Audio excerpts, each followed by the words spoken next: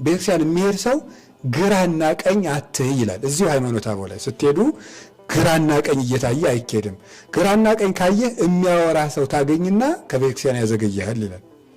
ስለዚህ ቤተክርስቲያን ሲኬድ ወደፊት ብቻ ነው የሚታየው እንጂ እንዲህ ያሉ አይኬድም። በአንድ ሴት አቅጣጫ ብላ ብቻ ወደፊት ብቻ ነው የሚኬደው። ሰይጣን በምድር ላይ ሰውን ከቤተ ክርስቲያን እንደማስቀረት አድርጎ ደስ የሚለው ስራ ያለ አይመስለኝም። ስለዚህ የሆነ ሰው የሚያወራ ሰው መንገድ ላይ ተጎልቶ ይቆይና ከቤተ ክርስቲያን ያስቀርናል።